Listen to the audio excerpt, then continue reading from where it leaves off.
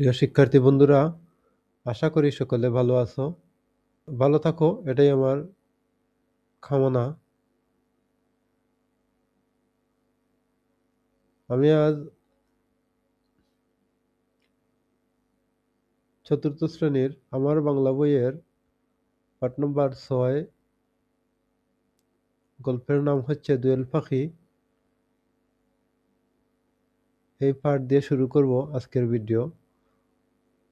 আমরা পাঠগুলো ভালো করে পড়ব এবং পাঠ থেকে সবগুলো উত্তর খুঁজে বের করার চেষ্টা করব। তাহলে চলো আমরা দেরি না করে এবার পাঠটা পড়ি।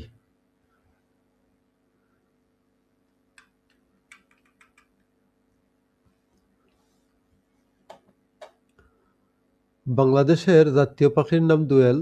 দেশের প্রায় সব জায়গায় দোয়েল পাখি দেখা যায়।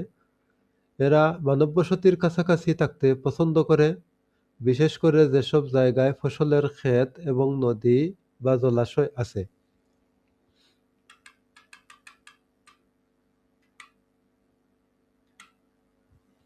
অন্য সব পাখির মতো দোয়েল পাখিও সুন্দর। এর গায়ের রং কালো বা ধূসর এবং পেটের দিকটা সাদা। দোয়েল ছোট আকারের পাখি। মাথা থেকে লেজ পর্যন্ত দৈর্ঘ্য প্রায় 6 থেকে 7 ইঞ্চি। ওজন 30 থেকে 80 গ্রাম। চোখের রং কালো। লেজ বেশ লম্বা। বেশিরভাগ সময় লেজ উঁচু হয়ে থাকে। দোয়েল পাখি গাছের কুঠোরে ও ঝোপঝাড়ে বাসা বানায়।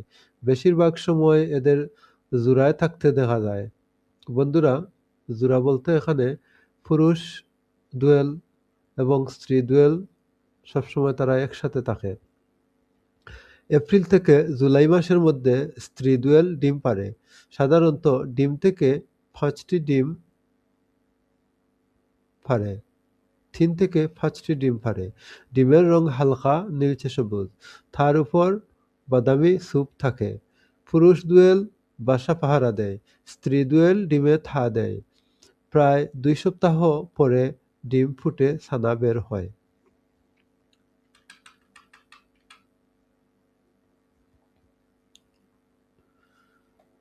দোয়েল পাখি 12 থেকে 15 বছর পর্যন্ত বাঁচে। এরা সাধারণত পোকামাকড় ও কীটপতঙ্গ খায়। এরা গাছের ডালে ডালে লাফিয়ে বেড়ায়। তখন লেজের ডগা নাচায়। প্রয়োজন না হলে এরা একটানা বেশি দূর ওড়ে না। দোয়েল খুব ভোরে কিংবা বিকালবেলায় মিষ্টি সুরে গান গায়। এদের মিষ্টি মোলায়েম সুর মানুষকে মুগ্ধ করে। আমাদের আশেপাশের অনেক দেশে দোয়েল পাখি আছে। নানা কারণে দিন দিন এই পাখি কমে যাচ্ছে। ঢাকা বিশ্ববিদ্যালয় এলাকায় জোড়া দোয়েলের ভাস্কর্য রয়েছে। এটি দোয়েল চত্বর নামে পরিচিত। আমরা পাঠ শেষ করলাম। এবার আমরা শব্দার্থগুলো দেখে নেই। শব্দার্থ এই পাঠে বেশি নেই, শুধু 4টা শব্দার্থ আছে। আমরা অর্থ জেনে নেই। কুঠোর শব্দের অর্থ গাছের গায়ের গর্ত। ধূসর শব্দের অর্থ ছাই রং। ছাই হচ্ছে কালো রং। মানববসতি শব্দের অর্থ মানুষ যেখানে বসবাস করে। ভাস্কর্য শব্দের অর্থ পাথর, ধাতু, খাট ইত্যাদি খোদাই করে বানানো শিল্পকর্ম। অর্থাৎ পাথর খোদাই করে যেখানে শিল্পকর্ম বানানো হয়, বা ধাতু খোদাই করে যেখানে শিল্পকর্ম বানানো হয়।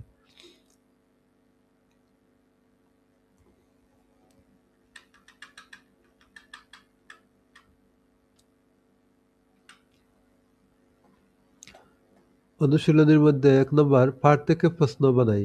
আমাদেরকে প্রশ্ন তৈরি করতে হবে। এখানে একটা করে দেখানো হয়েছে। কি দোয়েল পাখি কি খায়?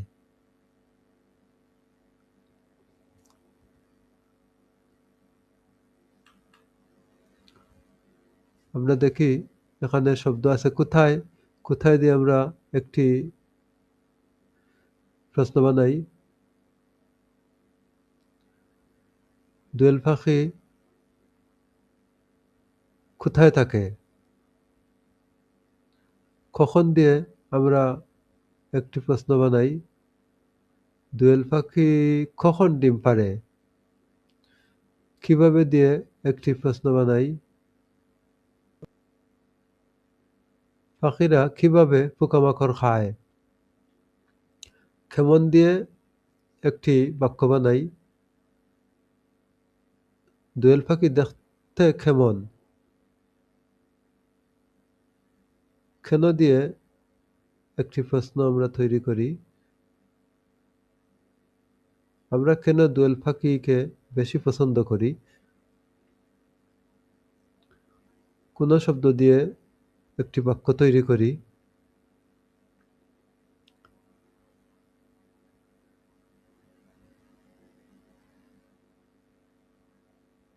কোন জায়গায় দোয়েল পাখি থাকতে পছন্দ করে?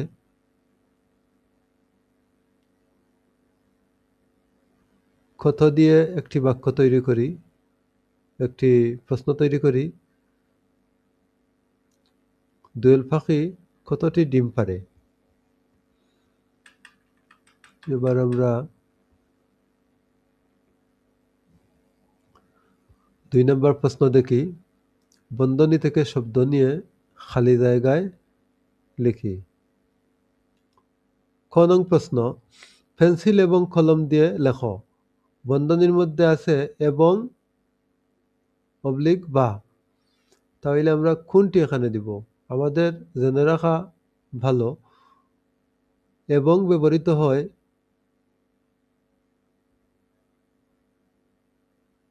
একই সময়ে দুইটি জিনিস একই কাজ সম্পাদন করলে এবং ব্যবহৃত হয়। যেমন, আমি এবং করিম স্কুলে গিয়েছি। আমি এবং রহিম এই কাজটি করেছি। এবং বা ব্যবহার হয় আমি বা করিম এই কাজটি করেছি। অর্থাৎ আমি করে থাকতে পারি বা করিম করে থাকতে পারে, সেই ক্ষেত্রে বা হয়। দুইজন একই কাজ করবে না সেক্ষেত্রে। তাহলে এখানে পেন্সিল কলম দিয়ে লেখো, এখানে আমরা যদি এবং দেই তাহলে পেন্সিল এবং কলম দিয়ে লেখো এটি হবে না, কারণ এবং দিয়ে দিলে মনে হবে পেন্সিল এবং কলম দিয়ে একসাথে আমরা লিখি। না, একসাথে লেখা হয় না, হয়তো আগে পেন্সিল দিয়ে লিখবো অথবা কলম দিয়ে আগে লিখবো, এইভাবে।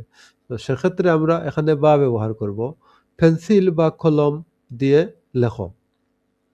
খ নং প্রশ্ন, এই গাছে দোয়েল ড্যাশ কোকিল যে কোনো একটি পাখির বাসা আছে। আমরা এবং ব্যবহার করব না, কারণ এবং ব্যবহার করলে এই গাছের মধ্যে দুটি পাখিরই বাসা আছে মনে হবে। আমরা অথবা ব্যবহার করব, এই গাছে দোয়েল অথবা কোকিল যে কোনো একটি পাখির বাসা আছে। এখানে দেওয়া আছে যে যে কোনো একটি পাখির বাসা আছে, সেই ক্ষেত্রে আমরা অথবা ব্যবহার করব এখানে। গ নং প্রশ্ন, আজ মালতী ড্যাশ সাবিনা কেউই বিদ্যালয়ে আসেনি।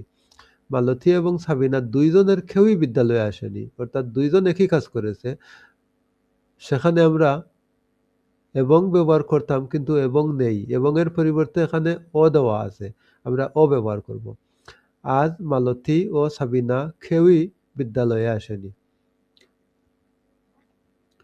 ঘ নং প্রশ্ন, গাছের ডালে ড্যাশ মাটিতে দোয়েল লাফিয়ে বেড়ায়। এখানে অথবা ও, এই বন্ধনীর মধ্যে দুইটির কোনটি আমরা ব্যবহার করব? এখানে যদি আমরা অথবা দেই, অথবা হলো একটি জিনিস, গাছের ডালে পাখি লাফিয়ে বেড়ায় কিন্তু মাটিতে লাফিয়ে বেড়ায় না, কিন্তু এরকমটা নয়।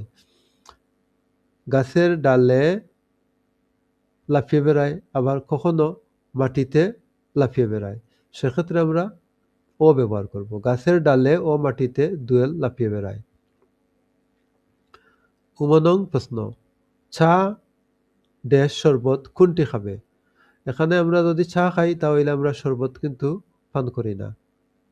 আবার যদি আমরা শরবত পান করি তাহলে আমরা একই টাইমে চা পান করি না, তাহলে এবং এখানে হবে না, এবং হবে না, আমরা কিংবা দেব। চা কিংবা শরবত কোনটি খাবে? এটাই সঠিক বাক্য হবে। আমরা নিচের দিকে যাই। ৩ নং প্রশ্ন, শব্দ সাজিয়ে বাক্য লিখি।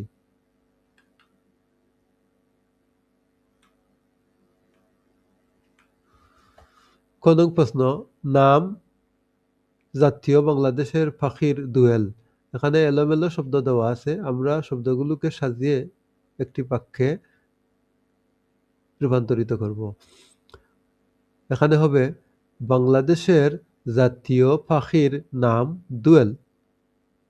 খ নং প্রশ্ন, দেয় পুরুষ পাহারা বাসা দোয়েল। এখানে আমরা পাঠ থেকে পড়েছি পুরুষ দোয়েল বাসা পাহারা দেয়, এভাবে হবে।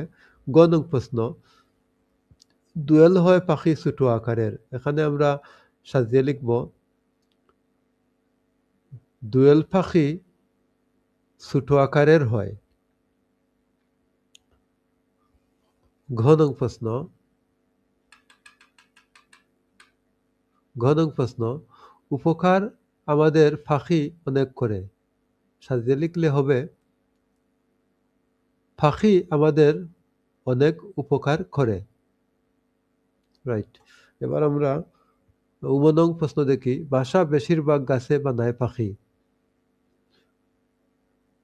সাজিয়ে লিখলে এটি হবে বেশিরভাগ পাখি গাছে বাসা বানায়। ৬ নং প্রশ্ন, গান শুনে জুড়ায় খান পাখির। এখানে সাজিয়ে লিখলে হবে পাখির গান শুনে খান জুড়ায়। এবার আমরা নিচের দিকে যাই। ৪ নং প্রশ্ন, বিপরীত শব্দ লিখি। প্রদত্ত শব্দ, এখানে কিছু শব্দ দেয়া আছে এবং বিপরীত শব্দ যেটি হবে সেটি আমরা এই ডান পাশে লিখব। তাহলে চলো আমরা বিপরীত শব্দ লিখি। পছন্দ, বিপরীত শব্দ হবে অপছন্দ। সুন্দর শব্দের বিপরীত শব্দ হবে কুৎসিত। প্রিয় শব্দের বিপরীত শব্দ হবে অপ্রিয়। খুশি শব্দের বিপরীত শব্দ হবে দুঃখী। হালকা শব্দের বিপরীত শব্দ হবে ভারী। রাত শব্দের বিপরীত শব্দ হবে দিন। দূর শব্দের বিপরীত শব্দ হবে কাছে। আমরা জেনে নিলাম। এবার আমরা নিচের দিকে যাই।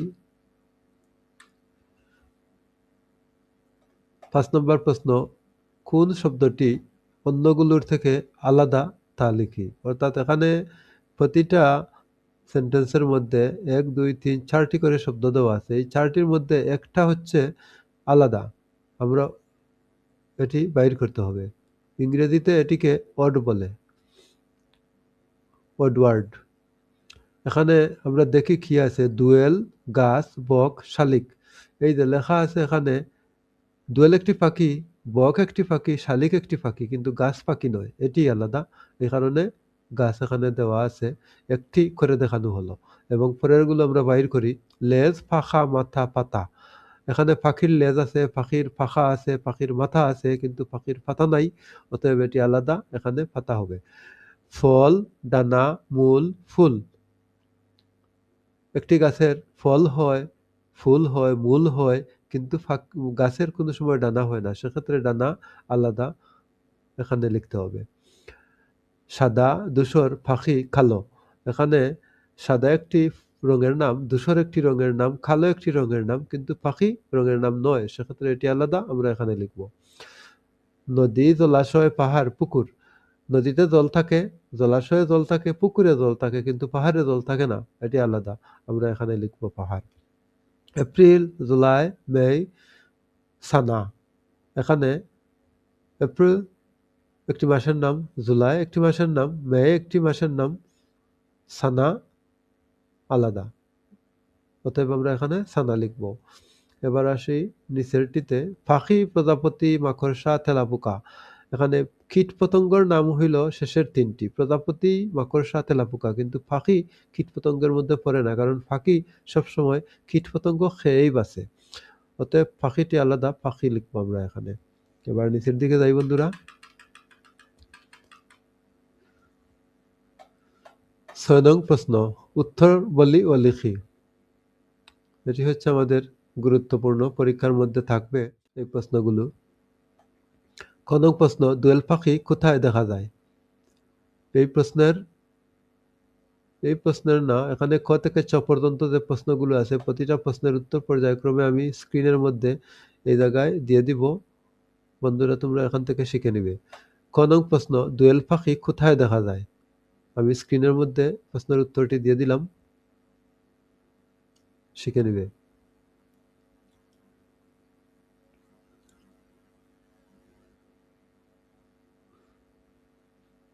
খ নং প্রশ্ন, দোয়েল পাখি কেন ফসলের খেতে আসে? প্রশ্নের উত্তরটি স্ক্রিনে দিয়ে দিলাম, তোমরা শিখে নিবে। গ নং প্রশ্ন, দোয়েল পাখি কখন বাসা বানায়? এই প্রশ্নের উত্তরটি আমি স্ক্রিনে দিয়ে দিলাম, তোমরা শিখে নিবে বন্ধুরা। ঘ নং প্রশ্ন, দোয়েল পাখি কিভাবে মানুষকে মুগ্ধ করে? এই প্রশ্নের উত্তরটি স্ক্রিনে দিয়ে দিলাম, তোমরা শিখে নিবে। ম নং প্রশ্ন, পাখি কেন দিনে দিনে কমে যাচ্ছে? এই প্রশ্নের উত্তরটিও স্ক্রিনে দিয়ে দিলাম, বন্ধুরা শিখে নিবে। ছ নং প্রশ্ন, পাখির জন্য আমরা কি করতে পারি? আমরা প্রশ্নগুলো শিখে নিলাম। এবার আমরা নিচের দিকে যাই। নিচে আর কি আছে? নিচে আমরা 7 নং প্রশ্ন, এখানে ছক থেকে শব্দ খুঁজে বের করি। এখানে একটা টেবিল আছে, এই টেবিলের মধ্যে বিভিন্ন এলোমেলো অক্ষর দেওয়া আছে, স্বর চিহ্ন সহ আছে, আবার স্বর চিহ্ন ছাড়াও আছে, শুধু অক্ষর আছে। এগুলো দিয়ে আমরা শব্দ তৈরি করব। এখানে 2টি শব্দ তৈরি করে দেখানো হয়েছে, গাছ, সবুজ। যে কোনো জায়গা থেকেই শব্দ তৈরি করা যাবে, এবং শব্দ তৈরি করে আমরা এই যে ডট ডট লাইনগুলো দেওয়া আছে, এই ড্যাশ ড্যাশের মধ্যে এই শব্দগুলো লিখতে হবে। তাহলে আমরা শুরু করি। এখানে আমরা লিখতে পারি, প্রথমে আমরা পাশাপাশি লাইনগুলো কমপ্লিট করে নেই, তারপর আমরা উপর নিচ থেকে দেখব। প্রথমেই শুরু করলাম, ডাব একটি শব্দ হবে, তারপর লতা একটি শব্দ হবে, এবার দোয়েল, এই 3টে অক্ষর দিয়ে একটি শব্দ হবে দোয়েল, এই 2টা অক্ষর দিয়ে একটি শব্দ হবে খাল, সকাল, বিকাল, আগামীকাল, এরকম। এখানে গাছ অলরেডি দেওয়াই আছে, আর নেই, এখানে কোনো শব্দ হবে না। এই জায়গায় ছাতা একটি শব্দ হবে, এবং এই 2টা অক্ষর দিয়ে একটি শব্দ হবে থাজ, মাথার থাজ। এই 3টি শেষের লাইনের এই 3টি অক্ষর দিয়ে একটি শব্দ হবে শালিক, একটি পাখি, এবং এই 2টি অক্ষর দিয়ে একটি শব্দ হবে কান, মানবদেহের অঙ্গ। এবার আমরা উপর নিচ শব্দ দেখি। মত, এই 2টা অক্ষর দিয়ে একটা শব্দ হবে, এই 2টা অক্ষর দিয়ে একটা শব্দ হবে পাখি, এই 3টা অক্ষর দিয়ে একটা শব্দ হবে সবার, আমরা সবার সাথে ভালো ব্যবহার করব, এরকম। এই 2টা অক্ষর দিয়ে একটা শব্দ হবে বন্য। আমরা এদিকে দেখি, এদিকে কোনো শব্দ হবে না। এদিকে আমরা দেখি, এই 3টা অক্ষর দিয়ে একটা শব্দ হবে পতাকা, আমাদের একটা জাতীয় পতাকা আছে। এবার এই 2টা অক্ষর দিয়ে একটা শব্দ হবে থাল, এবং এই দুইটা তো দেওয়াই আছে অলরেডি বইয়ের মধ্যে আগে থেকে। এই দুইটা অক্ষর দিয়ে একটা শব্দ হবে জন, মানুষজন, লোকজন, আপনজন। ৮ নং প্রশ্নটি হচ্ছে, একটি পাখি নিয়ে রচনা লিখি। এখানে কয়েকটি প্রশ্ন দেওয়া আছে। এই প্রশ্নের উপর বেস করে আমাদেরকে একটি রচনা লিখতে হবে। তো বন্ধুরা, আমি এখানে নিচে রচনাটি দিয়ে দিলাম। রচনার মধ্যে পাখির নাম কি হবে, পাখিটির কোথায় দেখেছো এই বর্ণনা থাকবে, পাখিটি দেখতে কেমন তার বর্ণনা থাকবে, এরা কেমন করে ডাকে সেগুলোরও বর্ণনা থাকবে, এরা কোথায় থাকে, কী ধরনের খাবার খায়। এই বর্ণনা ভিত্তিক একটি রচনা হবে। আমি স্ক্রিনে দিয়ে দিলাম, তোমরা শিখে নিবে। ধন্যবাদ সবাইকে আমার ভিডিওটি দেখার জন্য, শেষ পর্যন্ত আমার সাথে থাকার জন্য। ভিডিওটি ভালো লাগলে আমার চ্যানেলটি সাবস্ক্রাইব করতে ভুলবে না বন্ধুরা। ধন্যবাদ।